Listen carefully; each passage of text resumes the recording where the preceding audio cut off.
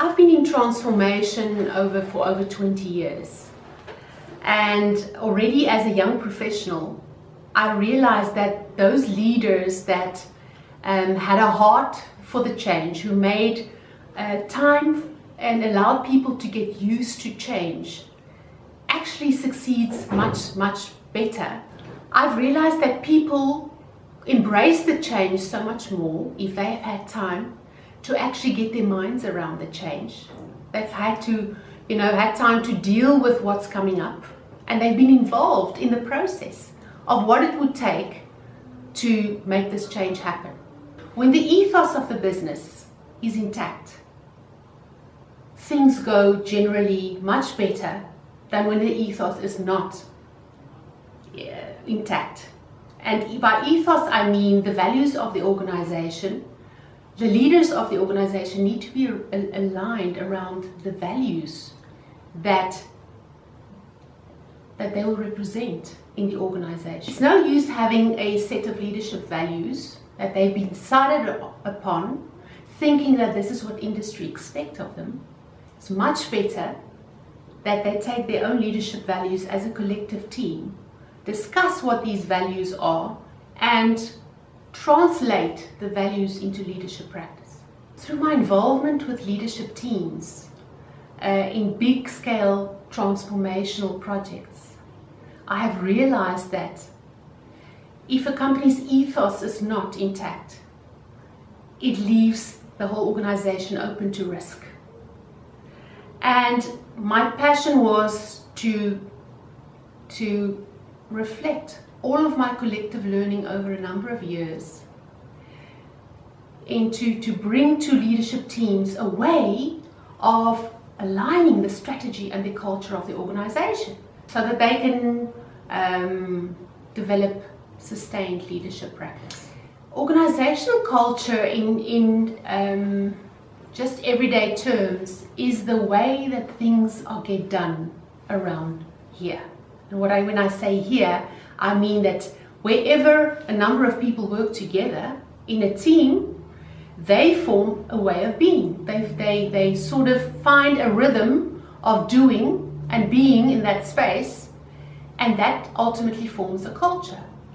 And so a business can have multiple cultures, especially if it has operations in different areas, or the nature of the operations are different.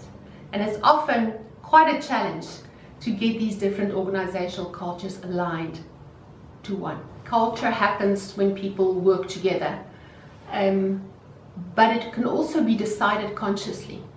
Over the last decade, much more research has been done in corporates, in parastatals, in SMEs to prove that when you choose your culture consciously and decide on what the leadership practices are, that culture should foster, that the turnaround in an organization in terms of results and culture can be much quicker.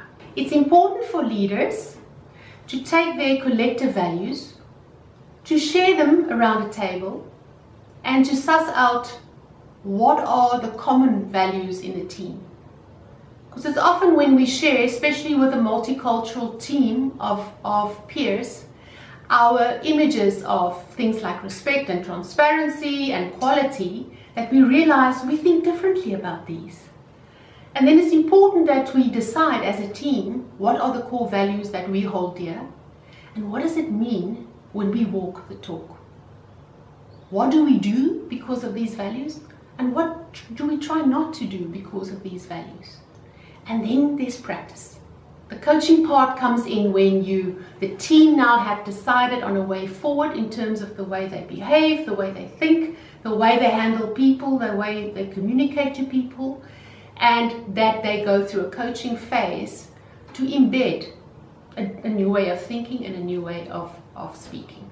It has been proven again that a strong culture is an absolute competitive advantage for the organization, because not just do the internal customers, the people reporting to the leaders, but also the external customers then perceive the leadership team as one. They behave similarly, and they can be trusted, and they are just perceived to be authentic and trustworthy. With this alignment process, we definitely ensure that people with different backgrounds, different cultures, different worldviews, different value systems come together and can come to a point where they've shared concern about what does respect look like in this team? What does it mean we do and don't do?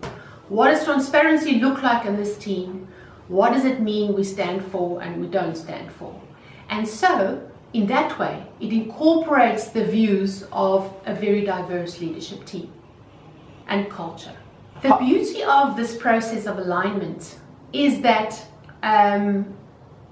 your 5% or 6% of people who don't feel themselves aligned to these values will naturally feel uncomfortable, and you might lose them. We find that through this process of alignment, a very strong cohesion forms in a team. And so if there's one or two individuals in the team that really does not feel themselves welcome or comfortable in the space, they will find a different space to work in. One doesn't necessarily want that, but I think one wants a collective shared culture and a commitment going forward. Otherwise, the change towards your preferred culture just won't happen.